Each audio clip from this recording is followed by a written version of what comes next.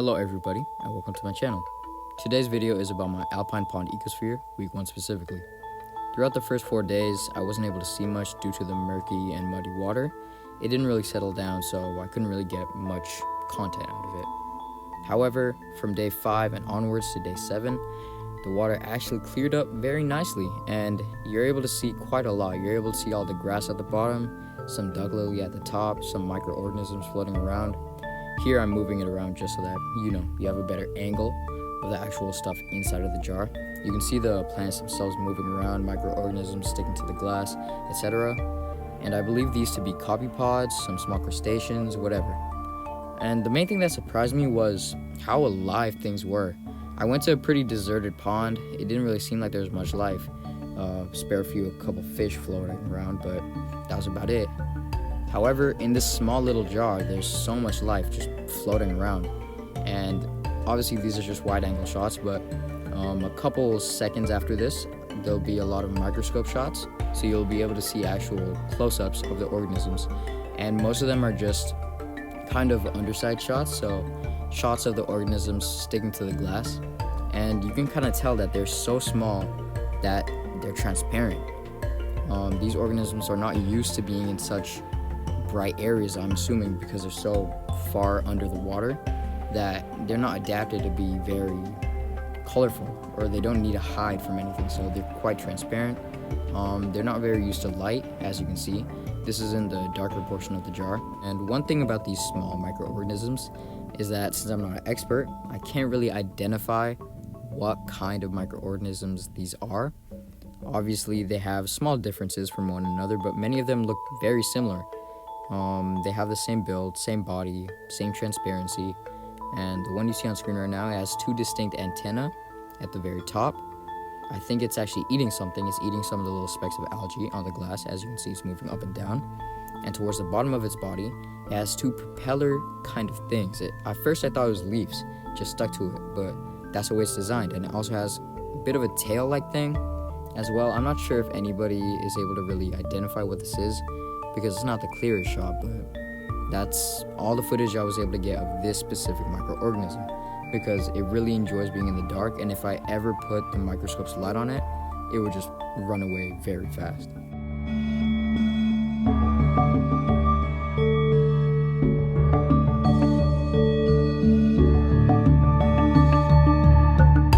Now we're on to a much more colorful scene.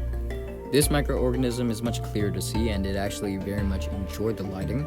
Every time I put the microscope's light on it, it actually came forward to the light. But in these shots, I didn't really need the light because it was already towards the top of the jar. And you can see small spikes attached to the antenna, and unlike the previous microorganism, there's no tail, there's no little leaf-looking things, none of that. So you can already tell that there's very small variations between the microorganisms. And this microorganism, similar to before, it has a tail and those 2 leaf-looking things, except this time it kind of pushes itself forward by spurting out water, I'm assuming. And the parts of his body that look like leaves, they're splayed out more. They're more horizontal rather than angled, and its tail actually has 2 parts. It has 2 kind of lines sticking out of it. So once more, there's small differences. Honestly, I have no idea what this thing is. It's just a little blob. It wasn't really moving around. It's just kind of fun to look at. At this point, I'm assuming many of the viewers can start to tell the very minute differences between the microorganisms. This looks a lot like the microorganism that I showed before, about 10 seconds ago, except this one doesn't have the antennas with the spikes on it. It just has 2 antennas and a much longer vertical body. And you can see, since it's transparent, it has 2 kind of lines across it and 1 giant line down the middle. I don't know if these are distinguishable features to identify it, but that's all I can really see from here. Here's a more zoomed in shot. You can kind of see the front of its head, and you can now tell that it has short antennae that kind of just stick out and splay out. They don't really have any spikes on it, so I don't think it really attacks anything. Here we are, returning to the spiky one. Oddly enough, this spiky one was spotted very close by to the non-spiky one. And I'm talking next to each other on the glass. You can't see it in this small microscope shot, but they were close by, and they weren't fighting. They were being quite friendly to each other, so that leads me to believe that this spiky one might be a more mature version of that non-spiky one. I'm not sure if I'm correct, but they look very similar and they weren't bothering each other, unlike the other organisms in the tank. And a bit further into this video, about here, you can see this small, I'm not sure even what it is, but honestly, it looks kind of like the microorganism I was showing previously, with the two leaves at the bottom and that long tail.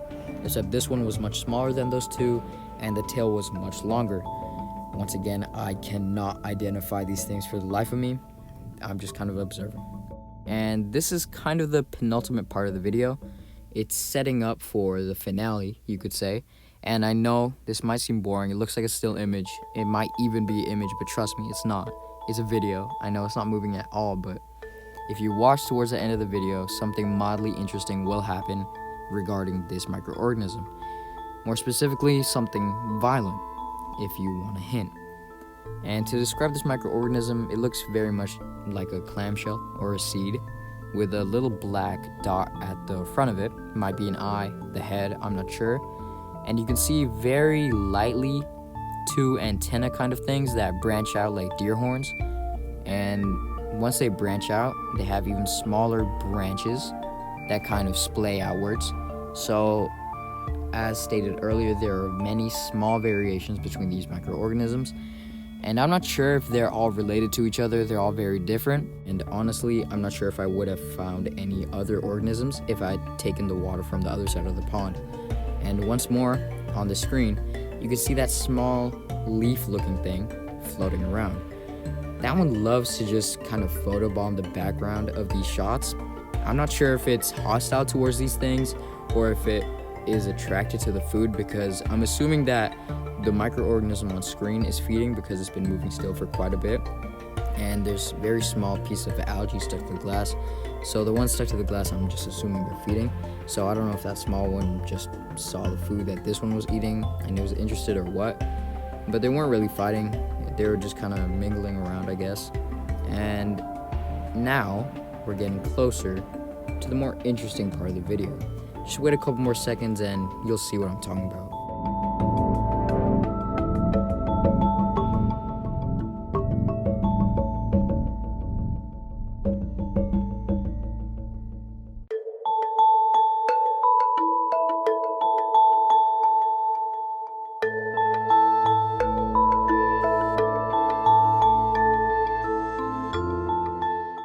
Okay, I have no idea what this little small bean thing is. I'm assuming that it has a mouth because you can see two kind of jaw-like pincers at the top, and it just abused that microorganism. It literally just bit it out of nowhere. I got kind of scared when I was recording this because that shocked me as much as it did that little organism, because I wasn't expecting this little black ball of death to just pop out of nowhere. And I wasn't really able to focus on it because now this black ball just kind of sat in place. It just bit a random microorganism and just decided to stay still. So I have no idea what this thing is, but that kind of shows you that there's a lot more variety in this tank than you might think at first sight.